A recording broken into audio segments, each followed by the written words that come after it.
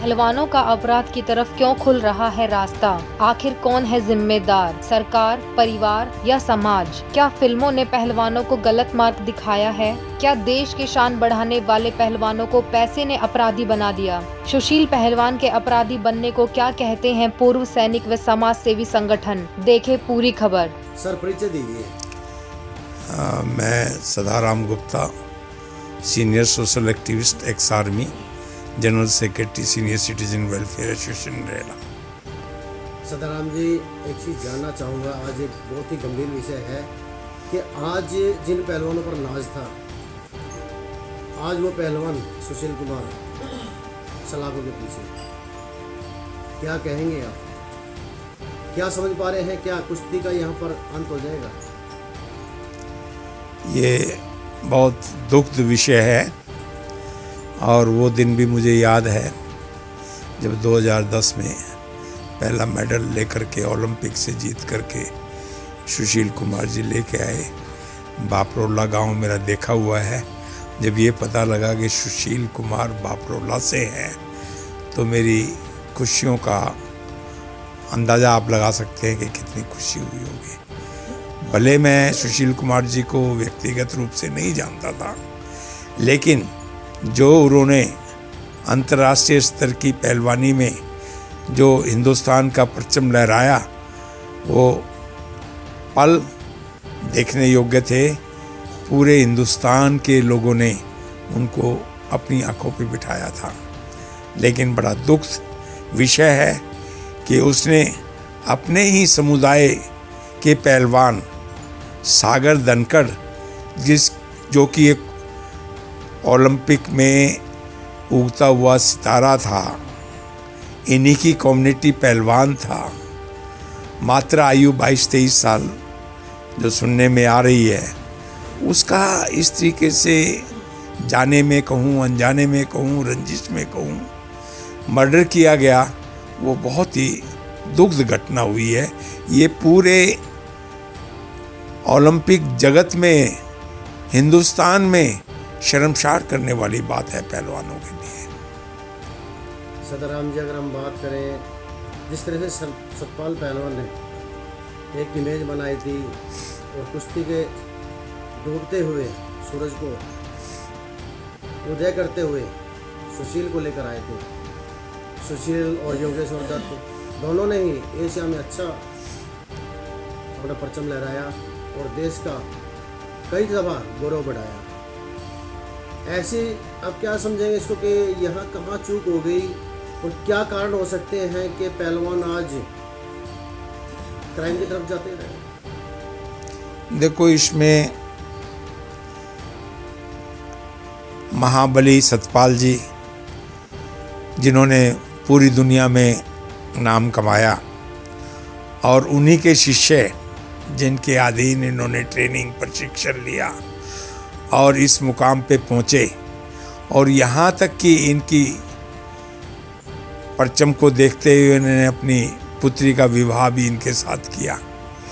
वो दिन भी मुझे मीडिया के याद है जब ये डिक्लेरेशन हुई कि सुशील की शादी जो है महाबली सतपाल जी के लड़की के साथ होने जा रही है। वो पल भी खुशी के थे, मेरे नहीं, मैं बोलता हूँ पूरे हिंदुस्तान के, क्योंकि ये दोनों नाम अपने आप में बहुत यूनिक थे, जिन्होंने पूरे हिंदुस्तान को एक ऐसे मुकाम पे, इससे पहले कहाँ मुझे जैसा इतिहास साक्षी है, 52-53 में कुश्ती के मेडल मिला था और उसके बाद आगे 210 में, तो मतलब इतना बड़ा लंबा अंतराल, 42-52 साल के अंतराल के बाद, और ये गोल्ड मेडल लेके आना और देश को ऐसी सितारा मिला, तो ये दुर्भाग्य कहूँगा कि भाई ये कैसी संगत में पड़ गए। और मुझे जैसे हम सुर्खियों में देखते हैं कि राजनेता भी इनका इस्तेमाल करते हैं। राजनेता जो है पहलवानों के अपने साथ रखते हैं, तो ये गलत परिपाटी है। अगर राजनेता इस काम के लिए यूज़ करते हैं, उनका भविष्य खराब करते हैं, तो मेरा इन सब राजनेताओं से भी आग्रह है कि वो इन चीज़ों के लिए इनका इस्तेमाल ना करें, इनका भविष्य के बारे में सोचे, अपने देश के बारे में सोचे और अच्छे मार्गदर्शन दे, अच्छे प्रशिक्षण दे, जिससे देश का नाम रोशन हो। मेरा इस आपके चैनल के माध्यम से ये मैं गुजारिश करूँगा अपने राजनेताओं से भी कि इनके पास पैसे की थोड़ा ही कमी थी, है जो कि इन्होंने ऐसा काम किया, गुटबाजी में किया, रंजिशबाजी में किया। मुझे जैसे पता लगा मात्र एक फ्लैट 20,000 रुपये महीने का जो कि सुशील की वाइफ के नाम से था और वो कहीं अपना सागर धनखड़ उसको ऑक्यूपाई किए हुए था, उसका किराया दे रहा था या उन्होंने उसको ओबलाइज किया हुआ था। कहानी तो बहुत लंबी है, मैं तो इस ज़्यादा विवाद में नहीं पढ़ना चाहता। मैं तो एक समाज सेवा के नाते मैं जानना चाहूँगा थोड़ा सा, और सदाराम जी अगर हम देखें क्या पहलवानों को क्राइम की तरफ ले जाने में क्या फिल्मों का रोल नहीं है? आज जो हमारी हिंदी फिल्में हैं, हॉलीवुड हुआ या बॉलीवुड हुआ, क्या इनका रोल नहीं है? निश्चित रूप से कि जो नई जनरेशन है, यंगस्टर्स हैं, वो इन फिल्मों को देखते हैं और वैसे वो उस क्राइम की तरफ अपना दिशा ले लेते हैं और जिससे इसका दुर्भाग्य जो है ऐसी युवा पीढ़ी को और जो उगते हुए सितारे हैं उनका भविष्य दांव पे लग जाता है। जिस तरह से पहले की फिल्में अगर आप देखते होंगे, 70 से पहले की दशक की जो फिल्में थी उनके अंदर पहलवानी की अच्छी छवि दिखाई जाती थी। रक्षक के तौर पर उनको सामने खड़ा किया जाता था, कहीं महिलाओं की इज्जत बचाते हुए सामने आते थे पहलवान, कहीं जो मान ले कोई बेचारा गरीब आदमी कहीं सताया जा रहा था तो वहाँ पे उसकी मदद के लिए खड़े होते थे। लेकिन आज तो अगर आप देखेंगे तो जहाँ भी देखेंगे जितनी भी फिल्में आ रही हैं उनके अंदर पहलवानों को ही तकरीबन जो है क्या नाम विलेन दिखाया जा रहा है। वो बस गलत है। ये जो जितना भी हम दृश्य देखते हैं फिल्मों में बॉलीवुड की और इस टाइप के क्राइम को बढ़ावा देने के दृश्य देखते हैं, ये हमारे युवा भारत के लिए बहुत ही दर्दनाक है। और ऐसे हमारे जो कोच हैं और उच्च कोटि के प्रशिक्षक हैं उनको आगाह करना चाहिए कि इस टाइप की फिल्मों पे बैन भी होना चाहिए, सरकार की तरफ से भी बैन हो कि ऐसे को फिल्मों को सेंसर लगाएं, ठीक है कि नहीं, ना दिखाया जाए, जिससे कि अपने युवा पीढ़ी जो है भ्रमित हो और उसको उनका कैरियर ही दांव पे लग जाता है। तो ये इन चीज़ों के बारे में बहुत गहन विषय है। संदेश देना चाहेंगे आप पहलवानों को, जो आने वाली जनरेशन है जो पहलवानों की, उनको आप क्या संदेश देना चाहेंगे? देखिए ये जो घटना घटी है ये अपने आप में एक बहुत बड़ा संदेश है, जानी। जो आदमी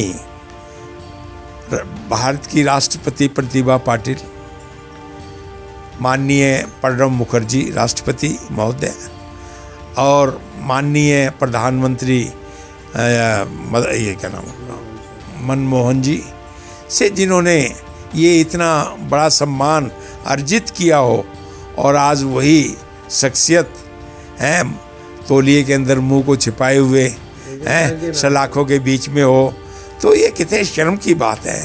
तो इससे मैं समझता हूँ इससे भी प्रेरणा बहुत लोगों को मिलनी चाहिए कि ये छोटी घटना नहीं है। और मैं तो समझता हूँ जितने भी आज पहलवान इस घटना को देख रहे हैं वो इससे बचेंगे, आगे ऐसे काम नहीं करेंगे। ना तो इनके पास धन की कोई कमी होती है, ना शोहरत की कमी होती है, ना मान सम्मान की कमी होती है। सोचे जरा कि जिस राष्ट्र के लिए उन्होंने इतना बड़ा कार्य किया हो, हैं अपने माँ बाप का नाम रोशन किया हो, अपनी कम्युनिटी में नाम रोशन किया हो, हैं और वो अपने कैरियर को इस तरीके से दांव पे लगा कर आज लाखों के बीच में खड़े होना हमारे लिए शर्मसार की बात है कि हमारे जैसे लोगों के लिए भी शर्मसार की बात है। हमें शर्म आती है कि हम उस देश के वासी हैं जहाँ ऐसे क्राइम पनपते हैं और हमें शर्म आती है कि भाई क्या हम दूसरे लोगों को मुंह दिखाएं। तो देखा अभी आपने हमारे साथ सदाराम जी थे जो समाज सेवी भी हैं और आर्मी से रिटायरमेंट भी हैं, और अभी जो बातें हमारी जो हुई हैं उस पर जो चर्चा की गई है तो ये कहीं ना कहीं आज एक शर्मसार करने वाला ही विषय है हकीकत में, क्योंकि कहीं ना कहीं आज इसकी तरफ अगर हम देखें तो जो हमारा जो हॉलीवुड और बॉलीवुड है वो दोनों ही इसके लिए भी कहीं ना कहीं थोड़ा जिम्मेवार भी हैं। ये उनको अपनी कमियां समझनी होगी, क्योंकि वो अपने फिल्मों के अंदर पहले जब 70 के दशक से पहले जो फिल्में दिखाई जाती थी, उनके अंदर जो पहलवान दिखाए जाते थे उनकी कुछ अलग ही भूमिका रहती थी।